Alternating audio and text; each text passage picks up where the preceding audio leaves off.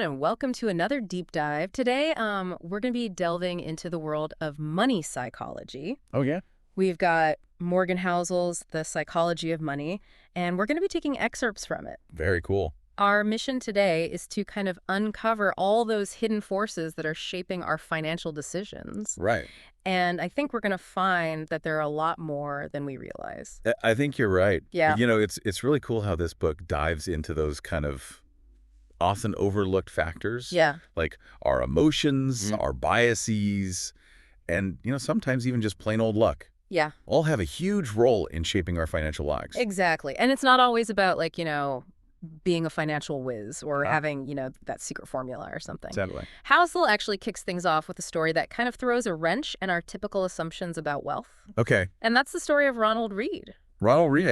He was a janitor, Okay. and he quietly amassed an $8 million fortune. Wow, a janitor. Yeah. $8 million. $8 million.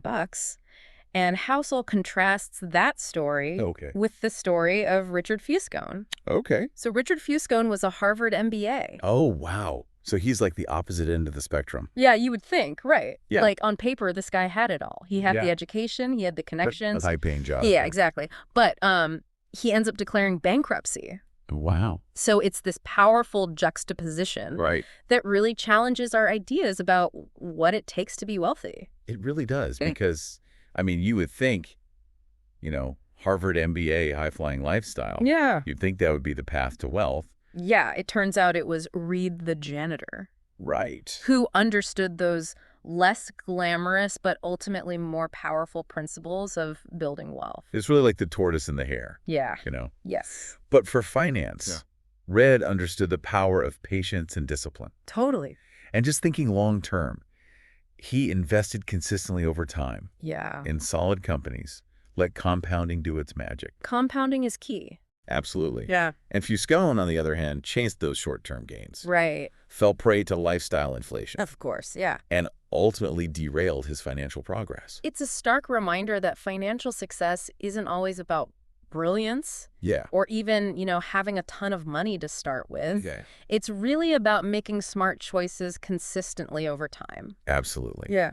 This story really sets the stage for, I think, the whole book. Yeah. Which is that financial success is more about mastering your mindset and your behavior than it is about finding some, secret investment strategy or something. Totally. So we've got this idea, our behavior and our thinking are really important. Right. But how does that actually play out in the real world? Yeah. How does that look? Well, Housel throws us another curveball here. Okay. He brings up the lottery. The lottery. Okay. And he points out this crazy fact that people spend more on lottery tickets than on entertainment combined. Really? More than all entertainment? Combined. Wow. That's wild. Isn't that crazy? I guess when you add it all up, yeah, movies and concerts and everything. Yeah, all of it. But still, that's a lot of lottery tickets. Yeah, and it's not just like some random thing, Right. There's a deeper psychology going on here. Yeah, I'm sure there is. Think about it, especially for someone who's, struggling financially. Okay. The lottery represents this dream of escaping their circumstances. Yeah, it's that hope of hitting it big. Exactly. And even if the odds are astronomically against them, right? It's that little sliver of hope is worth more than the money that they're spending. It's like that chance is worth more than the, $2 or whatever. Yeah. Yeah. Even if it doesn't make sense from a purely rational perspective. Right. It's an emotional thing. Exactly.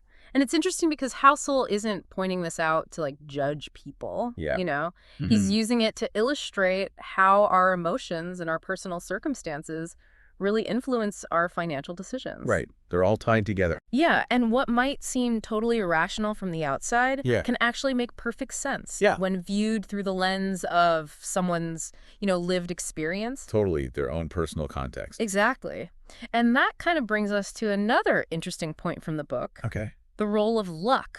Luck, okay. And he uses the story of Bill Gates to illustrate this. Bill Gates, okay. Microsoft billionaire, all that. Right, of course. And he talks about how Gates had access to a computer in the 1960s. In the 60s? Yeah. That was pretty rare back then. Oh, it was incredibly rare. Yeah. And this early exposure really ignited his passion for programming. Okay. And gave him a huge head start in what would become, the whole tech revolution. Right. It makes you wonder about those sliding door moments in your own life. Yeah, like what if I had had access to a computer back then? Right, or what if you hadn't met this person or gone to that event? Yeah, those little things that can change the whole trajectory.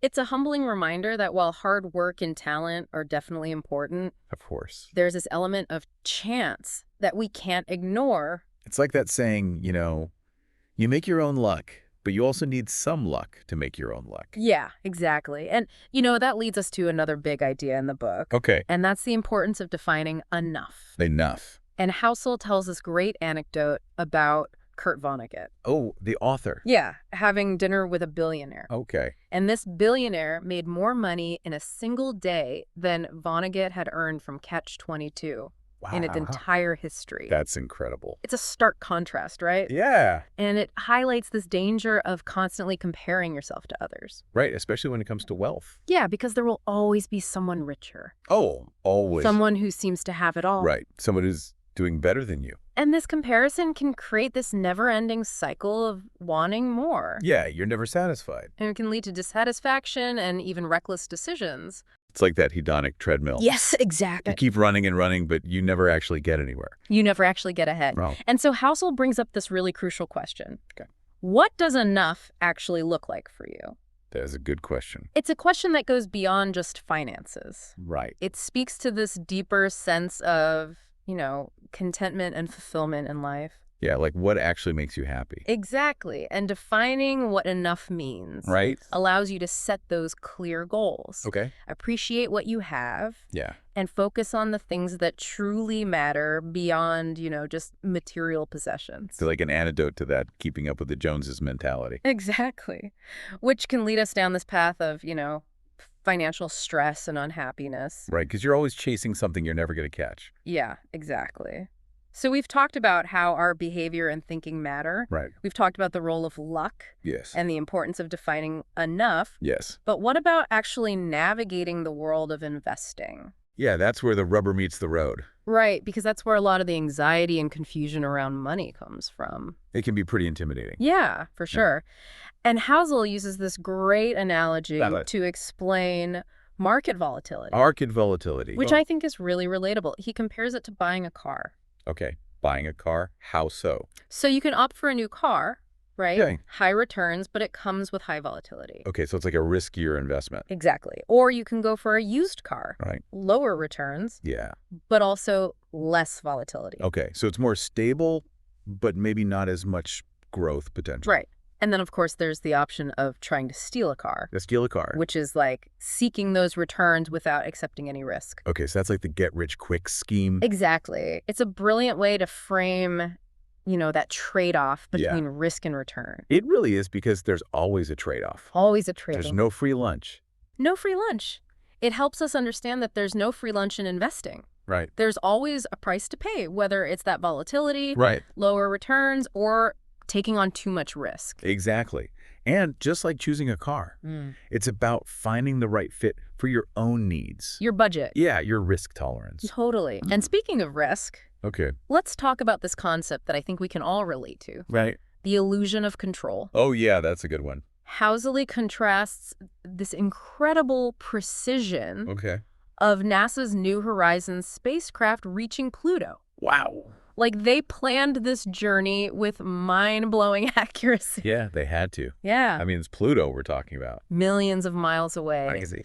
And he contrasts that with the unpredictable nature of the financial markets. Oh, that's a good comparison. Yeah, and it highlights how we often overestimate our ability to predict and control what happens in the market. Right, it's not like physics. No, it's not like sending a spacecraft to Pluto. Yeah. Because there are so many factors at play. Right, and human behavior is a big one. Totally. We see all these experts making predictions all the time. Oh, yeah, all the time. But how often are they actually right? Not that often, I'd say. No. It makes you wonder, how much control do we really have? Right, over our financial outcomes? Yeah. It's a humbling thought. It is. And accepting that we can't control everything is actually a key step towards making better financial decisions. It's like surrendering to the process in a way. Yeah, and it frees us from this need to always be right. Right. And it allows us to focus on the things we can control. Like what? Like our savings rate. Okay. Our investment choices. Yeah. Our spending habits. Right, those are the things we actually have control over. Exactly, and that's where the real power lies. It's not about trying to time the market No. or pick the next hot stock. It's about making smart choices consistently over time. Right. Understanding that there will be those ups and downs. There will always be ups and downs. Always. It's part of the game. And this actually ties back to, that idea of long-term thinking. Yeah. That we were talking about earlier. Right, with Ronald Reed. Yeah. When you have a long-term perspective, those short-term fluctuations, they become less daunting because, over time, the market tends to reward patience and discipline. It's about staying the course. Exactly.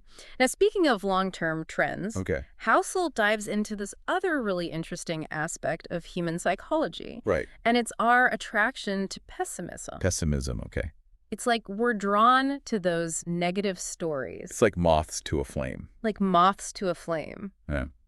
Bad news always seems to travel faster than good news. It does, yeah. And there are psychological reasons for that. Like, what are those? Well, pessimistic outlooks often feel more urgent and tangible. Yeah, okay. They tap into our fears and our anxieties. It's like we're wired to focus on the negative. Yeah, it's like our brain is scanning for threats. Right. Even if the long-term outlook is positive. Like our ancient ancestors, they were looking out for saber-toothed tigers. Exactly. And this negativity bias can really influence our financial decisions. Right, because it can lead us to make choices based on fear.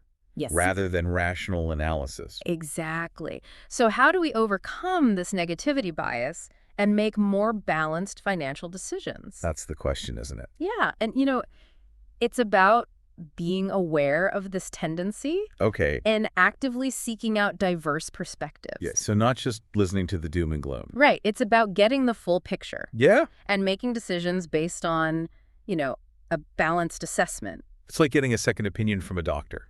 Yeah, but for your finances. Yeah, exactly. You want to make sure you're not just reacting to the loudest voice in the room. Right. You're considering all the evidence. You're doing your due diligence. Before making a decision. Makes sense. Now, one thing that really stood out to me in this book was Housel's discussion of respecting individual differences. Individual differences. Oh. And he makes this interesting point about how doctors often choose different end-of-life care for themselves than they recommend for their patients. That's interesting.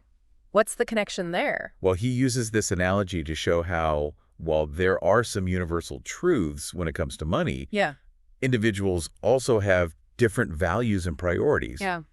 What might be sound financial advice for one person could be completely inappropriate for another. That's true. It's like trying to fit everyone into the same financial mold. Exactly. When in reality, we all have different goals. Different risk tolerances. Different dreams. Yeah, different visions for our financial futures. Exactly. And that's why it's so crucial to find advice that aligns with your own personal goals. Absolutely. And values. Yeah. It's about finding a financial advisor or a system that understands your individual needs and can tailor a plan that actually works for you. It's not a one-size-fits-all approach. Yeah, exactly. Not a one-size-fits-all approach. It's about finding a financial rhythm that works for you. Yeah. One that takes into account, your unique circumstances, your personality, your aspirations. It's about being an active participant in your own financial journey. Totally. It's about understanding, the reasoning behind the advice. Yeah. And making sure it aligns with your vision. Yeah, with your goals. For your financial future. So we've covered a lot of ground already. We have. In this first part of our deep dive. Yeah, it's a lot to think about. Right. We've explored, the surprising influence of behavior and mindset on financial success. Right. The role of luck. Absolutely. The importance of defining enough. Yeah. And the need to, respect those individual differences when it comes to financial advice. Really important stuff. But we're just getting started. Oh, there's more. Oh, yeah. In the next part of our deep dive, we're going to delve into even more fascinating insights from the psychology of money. Can't wait. We're going to be talking about the illusion of control. The power of long-term thinking and so much more. So stay tuned. All right, I'm Huck. Awesome. I'll be here. Great. Welcome back to our deep dive into the psychology of money. We're picking up where we left off, exploring those less obvious forces that shape our financial decisions. Remember how we were talking about the allure of pessimism? Oh, yeah. and how our brains just seem to latch on to those negative stories. It's like that old saying, if it bleeds, it leads. Exactly. Or just drawn to those stories of danger and uncertainty and potential loss. And that negativity bias can really mess with our financial decision-making, right? Absolutely. It makes us overly cautious, Yeah. risk-averse, Right. even like paralyzed by fear sometimes. It can be crippling. Totally. Oh. And Housel points out that, this fear-driven approach can actually lead to missed opportunities. Yeah. And like subpar returns in the long run. Makes sense. He argues that we need to kind of reframe our relationship with risk. Okay. And understand that a certain amount of volatility is simply the price of admission to the market. It's like the cost of doing business. Yeah, you got to be in it to win it. Right. It's like riding a roller coaster. A roller coaster? Yeah. There are going to be ups and downs. Oh, yeah. But you're in it for the thrill of the ride. I see what you mean. So you're saying you got to embrace the volatility. Yeah, you got to ride out those dips. Okay. And, enjoy the view from the top. Don't get too focused on the drops. Exactly. Because if you focus too much on those dips, you're going to miss that overall upward trajectory. Right, the big picture. Yeah. So how do we actually overcome this fear-based approach? Yeah, how do we get more comfortable with those ups and downs? Right. Well, it starts with having a long-term investment plan. Okay. And sticking to it. Right, even when things get tough. Even when things get bumpy. Stay the course. Stay the course. Remember Ronald, Reed the janitor? Oh, yeah, the $8 million janitor. Exactly. He didn't get there by, chasing those short-term gains. Right. Or panicking when the market dipped. No, he stayed the course. He stayed the course. Invested consistently. Right. Let compounding work its magic. Time is your friend. Time is your friend. It's a powerful reminder that time is one of the most powerful forces in investing. Absolutely. The longer you're in the market, yeah, the more opportunity you have to ride out those fluctuations. And benefit from that long-term growth. Exactly. Right. Which brings us to another really intriguing concept from the book. Okay. The illusion of control. The illusion of control. Interesting. And Housel does this great comparison between the meticulous planning of NASA's New Horizons mission, reaching Pluto with that incredible accuracy, right, and the often unpredictable nature of financial markets. It's a good contrast. Right. It's like we assume that because we can choose our investments, we can also control their outcomes. But the market doesn't always cooperate. No, the market has a mind of its own. It definitely does. Trying to outsmart the market. Yeah. Predict every twist and turn. Pick the top and the bottom. It's a recipe for frustration. And disappointment. Totally. It's like trying to control the weather. Yeah, you can check the forecast. Right. But ultimately, you just have to kind of accept what comes. Exactly. So what's the antidote to this illusion of control then? Yeah. Is it just giving up? Well, not exactly. It's about recognizing the limits of our knowledge. Oh, okay. Understanding that we can't control everything. Right. We're not all knowing. And that doesn't mean that we're powerless. Okay. We can control our savings rate. Yeah. How we invest our money. Yeah. And how we manage our spending. Those are the things we have control over. Those are the things that ultimately have the biggest impact on our long-term financial well-being. So it's about focusing on what we can control. Exactly. And accepting that uncertainty that comes with being in the market. It's a shift in perspective, right? Right. It's finding peace with the fact that there's always going to be that unpredictability in investing.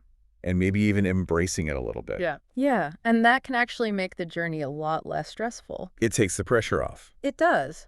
It's about letting go of the need to be right all the time. Right. Focusing on making those smart choices based on the information we have. Yeah. And understanding that the future is never fully knowable. You can't predict everything. No, you can't. Now let's talk about something that's often seen as a little bit taboo. Okay. Money and relationships. Ooh, that's a tricky one. It is. Housel doesn't shy away from this often tricky subject. Good. He highlights how money can be a major source of conflict in relationships. No, for sure. But it doesn't have to be. Okay. He stresses the importance of open and honest communication about finances. Right, especially with your partner. Especially with your partner. Get it all out in the open. It's about getting on the same page. Yeah. Setting those shared goals. Right. And working together as a team. Like a partnership. Like a financial partnership. Yeah. He uses the analogy of a rowing team. A rowing team. Okay. If both rowers aren't pulling in the same direction, the boat's not going to go anywhere. You're going in circles. You're just going in circles. And that's true for relationships, too. Right. If you're not on the same page financially. If you're not aligned on your goals and your values. It's going to lead to problems. It can lead to tension, resentment, and even financial instability. It's not worth it. Right. Right. And it's not about keeping score. Yeah. It's not about who's right or wrong. It's about finding that rhythm that works for both of you. Exactly. And that rhythm starts with having those sometimes tough conversations. Yeah, you gotta have those money talks. You gotta have those money talks. Yeah. And they can be awkward. Yeah, they can be a little uncomfortable. They can be uncomfortable. But they're so important. They're crucial for building trust and transparency. And that shared sense of purpose. When it comes to your finances. I agree. So how do you actually have these conversations effectively? Yeah, any tips? Well, it's about creating a safe space. Okay. Where both partners feel comfortable, right? Expressing their thoughts and feelings. About money. About money. Which can be really hard for some people. It can be very personal. It is. It's also about being respectful of each other's perspective. Right. Even if you don't agree on everything. You're not always going to see eye to eye. Oh, no. But remember, you're on the same team. You're working towards those shared goals. Right. It's about finding that common ground. Yeah. Creating a financial plan that works for both partners. A plan that honors individual needs. That also supports the overall well-being of the relationship. It's a balancing act. It is a balancing act. Mm-hmm. And remember, these conversations aren't just a one-time thing. Right. They need to be ongoing, evolving as your lives and circumstances change. Life is always changing. It is. Now, let's dive gears a bit and talk about something that's often associated with negative emotions. Okay. Market downturns. Oh, everybody's favorite. Nobody likes a market downturn. Yeah. But Housel challenges us to reframe how we view these periods of decline, arguing that instead of seeing them as penalties for doing something wrong, like you got punished, we should see them as opportunities. Opportunities during a downturn. Yeah, it's a powerful shift in perspective. It is. Because market downturns are a natural part of the economic cycle. They happen. They've happened throughout history, and they will happen again. Right. But they also present these incredible buying opportunities for long-term investors. So it's like a sale. It's like a sale. Like when your favorite store has a sale, you're not upset that prices are lower. Right. You're excited to stock up. On things you need. Exactly. And it's the same with market downturns. I see what you're saying. It's a chance to buy assets at a lower price. Okay. Which can potentially lead to greater returns down the line. But that requires discipline. It does. It requires discipline and emotional resilience. Because it's easy to get scared when everyone else is selling. It is. It's easy to get caught up in that fear and panic. Right. But if you can stick to your plan, stay focused on your long-term goals, resist that urge to make impulsive decisions. Yeah, don't panic sell. You can actually use these downturns to your advantage. It's about turning a threat into an opportunity. Exactly. It's about being a contrarian. Buying when others are fearful. And selling when others are greedy. That's that classic investing principle. Right. But it requires a certain level of emotional intelligence. Yeah, you got to keep a cool head. You got to keep a cool head. And that emotional intelligence comes from understanding the psychology of the market. Yeah. Recognizing that fear and greed often drive those short-term fluctuations. The emotional roller coaster. And having the discipline to stick to your plan even when it feels uncomfortable. It's easier said than done. It is easier said than done. It's about being that calm in the storm. The voice of reason. The voice of reason. When emotions are running high. Remember the fundamentals. Remember the fundamentals. And remember, the market is a voting machine in the short term, but a weighing machine in the long term. It all balances out eventually. Exactly. And if you can focus on the long-term value of your investments, you're more likely to make sound decisions. Even when things are crazy. Even when the market is volatile. This brings us to a really crucial point that Housel emphasizes throughout the book. What's that? The importance of having a long-term perspective. Long-term thinking. Long-term thinking. He argues that most of us underestimate the power of compounding. Yeah. And the importance of letting our investments grow over time. Patience is key. Patience is key. He uses this great analogy of planting a tree. Okay, a tree. You don't plant a tree and expect to see a mighty oak overnight. Right, it takes time to grow. It takes time. It takes patience. You gotta nurture it. And consistent nurturing for that tree to reach its full potential. And it's the same with investing. It's the same with investing. The key is to start early. Yeah. Invest consistently. Even small amounts. Even if it's in small amounts. Right. And let that magic of compounding work its wonders over time. It's like planting those financial seeds. Yeah, and watching them grow. And eventually you have a whole forest. Exactly. Now let's dive into a concept that often trips people up. The allure of getting rich quick schemes. Oh, yeah. Everyone wants to get rich quick. Right. It's this tempting idea. But it's usually too good to be true. It is. Housel dedicates a whole chapter to debunking this myth, highlighting the dangers of chasing quick riches. Yeah, because it's dangerous. It's dangerous. He argues that these schemes often prey on our desire for instant gratification. Right. We want it all, and we want it now. And our tendency to overestimate our ability to predict the future. Yeah, we think we're smarter than we are. We think you can time the market. Pick the winners. You see it all the time, right? Oh, yeah. People chasing that next hot stock tip. Right. Pouring their savings into risky ventures. Hoping to strike it rich overnight. But as Housel points out, this approach is rarely sustainable. No, it's not. And often leads to financial heartbreak. It's gambling, not investing. It is. He emphasizes that building wealth is a marathon. Not a sprint. Not a sprint. It's about making those smart choices consistently over time. Right. Staying disciplined. Yeah. Resisting that temptation to chase every shiny object that comes along. It's about having a plan and sticking to it. It's about focusing on the fundamentals. Building that solid financial foundation. Right. And understanding that true wealth is built gradually. Brick by brick. Brick by brick through patience. Perseverance. And a commitment to long-term growth. Slow and steady wins the race. He uses a great analogy to illustrate this point. Okay, what's that? He compares building wealth to building a great company. Oh, I like that. You don't build a successful business overnight. No, it takes time. It takes years of hard work. Smart decisions.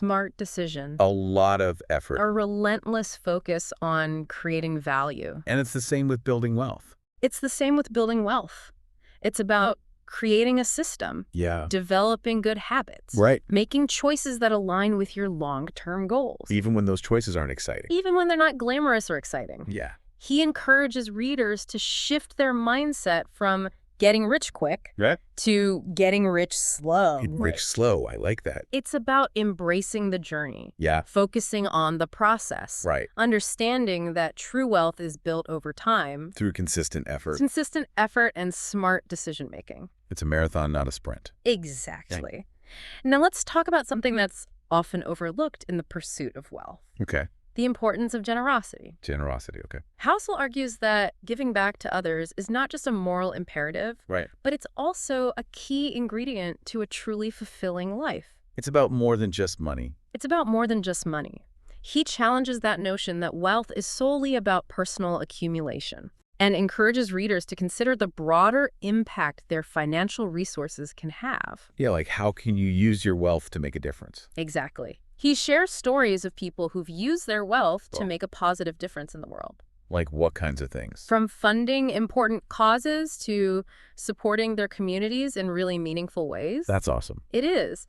And these stories illustrate how money can be this powerful tool for good. Right. Not just a means to personal enrichment. It's about making a positive impact. Exactly. And he emphasizes that generosity doesn't have to be about these grand gestures or massive donations. Okay. It can be about small acts of kindness, supporting local businesses, or simply being mindful of how our spending choices impact others. It's about thinking beyond yourself. It's about shifting our perspective from me to we. From individual gain to collective well-being. We're all in this together. Understanding that true wealth is not just about what we accumulate, but about the positive impact we create in the world. It's about leaving the world a better place. Absolutely. And this brings us to another crucial aspect of financial well-being. Okay. Contentment. Interesting. Housel argues that true contentment comes not from having more, but from wanting less. It's about appreciating what we already have. Finding joy in those simple things. And cultivating a sense of gratitude for the abundance in our lives. It's about being grateful for what you have. Exactly. He challenges us to examine our values and our priorities, ask ourselves what truly matters, and align our financial choices with those values. So it's not just about the money itself. No, it's about what the money represents. It's about what you do with it. Exactly. And it's about shifting our focus from material possessions to experiences, relationships, personal growth. Those are the things that truly matter. Those are the things that bring lasting happiness. Right. You can't take your possessions with you. No, you can't. He recognizes that that pursuit of more can often lead to a never-ending cycle Yeah. of wanting, striving, Never being satisfied. and dissatisfaction. Always wanting more. And that true contentment comes from finding peace with what we have, Okay. appreciating the present moment, Yeah. focusing on the things that truly bring us joy. It's about being present. It is. He encourages readers to practice gratitude, to savor those simple pleasures, Yeah. and to cultivate that sense of enoughness Enoughness. in their lives. Yeah. It's about recognizing that happiness is not a destination. Right. It's a way of being. It's a journey. It's a journey. And this sense of enoughness, this ability to find contentment in what we already have, Right. it's a powerful antidote to that anxiety and dissatisfaction. That comes with always wanting more. Right, because we're always chasing something That we may never get. that we may never actually achieve. Now, let's talk about something that often gets overlooked in these discussions about money. The role of values. Values. Housel emphasizes that our financial decisions Yeah. are a reflection of our values. Whether we realize it or not. Whether we realize it or not. He argues that aligning our spending Okay. and investing choices with our core values is essential For financial well-being. for both financial well-being and personal fulfillment. It's about being true to yourself. Exactly. And it's about asking ourselves those tough questions. Like what? Like, what do I truly care about? Okay. What kind of impact do I want to make on the world? Yeah. How can I use my financial resources to support those values? Those are big questions. They are big questions. He encourages readers to really define those values, write them down, Okay. use them as a guiding compass for their financial decisions. So it's not just about making money. No. It's about making money that aligns with your values. It's about making choices that are not just financially sound, Right. but also ethically aligned with who we are and what we stand for. It's about walking the walk. Exactly. And that brings us to another important concept. Okay. Financial freedom. Financial freedom. Everybody wants that. Yeah, everybody wants that. But Housel defines financial freedom not as having unlimited wealth, but as having options. Options. And control over your time. So it's not about being rich. Yeah. It's about having freedom. It's about having the freedom to choose how you spend your days, to pursue work that is meaningful to you. Okay. And to have the financial security to weather life's inevitable storms. Okay.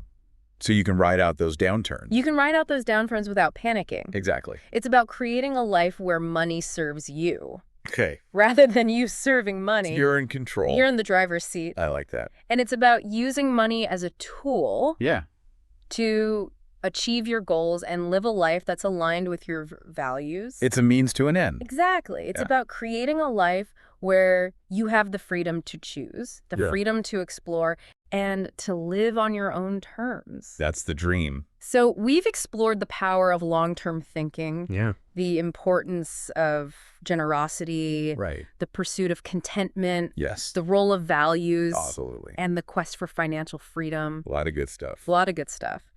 But we're not done yet. Oh, there's more? In the final part of our deep dive, we're going to delve even deeper into this fascinating world of money psychology. Can't wait. We're going to uncover even more of those hidden forces that shape our financial decisions and explore some practical strategies for achieving financial well-being. So stay tuned. I'm hooked. I'll be here. Welcome back to our deep dive into the psychology of money. In this final part, we're going to kind of tie everything together and explore some actionable takeaways from Morgan Housel's book. We've been talking a lot about, how our emotions and biases and even luck influence our financial decisions. But how do we actually put these insights into practice? Well, one of the key takeaways from the book, I think, is the importance of self-awareness. Self-awareness. Yeah, Hassel argues that, really understanding our own psychological tendencies is crucial for making, sound financial decisions. So it's not just about knowing the rules of personal finance, like budgeting and saving and investing, but it's also about understanding how our own minds can kind of trip us up along the way. Exactly. Our own psychology can sabotage us. Yeah, totally. And he encourages readers to kind of take a step back and examine, their own financial habits and beliefs. Yeah, like where are those coming from? Yeah, like what are your money scripts? Money scripts. Where did they come from? How are they influencing your decisions today? Interesting. He actually gives a great example in the book. He talks about this tech executive he met while he was working as a valet. As a valet? Yeah, and this guy had like a stack of $100 bills. Okay. It was like showing them off to everyone. Oh, wow. Yeah. It's a classic example of what psychologists call conspicuous consumption. Conspicuous consumption. The idea that, we buy things not just for their utility, Right. but for the status that they provide or the social signaling. Yeah, like you're trying to impress people. Exactly. It's almost like he was trying to prove his worth through the things he owned. Right. Rather than, through his character or accomplishments. Yeah, and Housel challenges us to question that equation. Okay. He argues that true wealth isn't about the things we own. Right. It's about the experiences we create, the relationships we nurture, and the impact we make on the world. So it's about aligning our spending with our values. Right. And recognizing that, material possessions, Yeah. while they might bring us like temporary satisfaction, Okay. they don't ultimately define our worth or happiness. It's about more than just stuff. Exactly. Now let's talk about something that can be really challenging, Okay. but also incredibly liberating. Right. And that's learning from our financial mistakes. Oh, yeah. Nobody likes to make mistakes. Nobody likes to make mistakes, but we all do. we all do. Housel argues that failure is just an inevitable part of the journey. Oh. And that we should embrace it. Embrace it. Yeah, embrace it as an opportunity for growth. Okay, so don't be afraid to fail. Don't be afraid to fail. He shares a story in the book about how he actually lost a significant amount of money Oh, wow. in the stock market early in his career. Yeah, we've all been there. And instead of letting that setback defeat him, Okay. he used it as a learning experience. Okay. He studied his mistakes. Right. Developed a more disciplined investment strategy. So he turned it into a positive. He did. It's a powerful reminder that, we all make mistakes. Right. And that the key is not to avoid them altogether. You can't avoid them completely. We can't. It's impossible. Yeah. But to learn from them, Right. adapt, Okay. and keep moving forward. Makes sense. Yeah. He encourages readers to view those financial setbacks as feedback. Feedback, not failure. Not failure. Yeah, it's about analyzing what went wrong. Okay. Understanding those underlying causes Yeah. and using those insights to make better decisions in the future. It's a process. It's a process. It's about developing a growth mindset. A growth mindset. Recognizing that, we're all works in progress. We're always learning. We're always learning, and that even our mistakes can be those stepping stones Okay. on the path to financial wisdom. Now let's shift gears for a moment and talk about something that's often a source of tension and conflict. Oh, boy. Money and relationships. Here we go. Housel doesn't shy away from this topic. Good. He acknowledges that money is often this taboo subject, It is. but stresses that open and honest communication about finances is just crucial Absolutely. for building those strong, healthy relationships. You got to talk about it. He argues that financial compatibility is just as important Okay. as emotional compatibility. You've got to be on the same page. You've got to be on the same page when it comes to your financial goals. Value spending habits. You're a team. You're a team. Yeah. He uses this great analogy. Okay. He compares managing finances as a couple Oh. to being on a rowing team. A rowing team. And if both rowers aren't pulling in the same direction, yeah. the boat's not going anywhere. You're just spinning your wheel. You're just going in circles. That's a good analogy. And just like on a rowing team, communication is key. Absolutely. You got to be talking to each other. It's about having those sometimes awkward or uncomfortable conversations, Yeah. but having them anyway. Right. Rip off the Band-Aid. He encourages couples to talk openly and honestly Okay. about their financial pasts, their present situations, their future aspirations. So it's all on the table. It's about setting those shared goals, Right. creating a budget that works for both partners, and making financial decisions together. Like a true partnership. And it's not just about, the practical stuff like bills and budgets. Okay. It's also about understanding each other's emotional relationship with money. Oh, that's interesting. Where do your money scripts come from? Right. What are your fears and aspirations when it comes to finances? That's the deeper level. That's the deeper level. Hmm. It's about creating a space for empathy and understanding. Yeah. Recognizing that, each partner might have very different experiences and perspectives when it comes to money. We all come from different backgrounds. We do. Mm-hmm. And it's about finding a way to blend those perspectives. Right? Create a shared vision for your financial future. Yeah. And to support each other along the way. It's a journey you take together. It's a journey you take together. Now let's wrap up our deep dive Okay. into the psychology of money Right. with one of the most profound lessons from the book. All right, what's that? The importance of buying yourself time. Buying yourself time. I like that. It's a powerful concept. It is. Recognizing that time is our most precious resource. Yeah. You can't get it back. It can't get it back. And money can be a tool to create more of it. And he's not talking about, early retirement or escaping from work altogether. Okay. He's talking about creating more freedom and flexibility in your life. Right. Having the option to say no to things that drain you. Okay. And yes to the things that bring you joy. That sounds nice. It does. It's about designing a life that reflects your values and your priorities. Okay. Rather than feeling trapped by those financial constraints. Like you're not a slave to your job. Exactly. Have you ever thought about, how you might buy yourself more time? That's a good question. What would that look like for you? I'd have to think about that. Yeah, it's something to ponder. It might mean, working fewer hours. Okay. Starting a side hustle that you're really passionate about. Yeah. Or simply, having that financial cushion to take a break when you need it. Yeah, like a safety net. The key is to really view money as a means to an end. Not the end itself. Exactly. So as we conclude our deep dive into this fascinating world of money psychology. Yeah, it's been a great conversation. It has. I want to leave you with this final thought. Okay. You have more control over your financial future than you might think. I like that. It starts with understanding, there's often hidden forces that shape our decisions. Right, our psychology. And then making those conscious choices right. that align with our values and our vision for a fulfilling life. It's about taking control. Remember, financial success is not a destination. Right. It's a journey. It's about the journey. It's about learning, growing, adapting, and finding joy in the process. It's not always easy. It's not always easy, but it's worth it. I agree. And above all, remember that true wealth is not measured by the size of your bank account, okay, but by the richness of your life. I love that. So keep exploring, keep learning, and keep diving deep. Absolutely.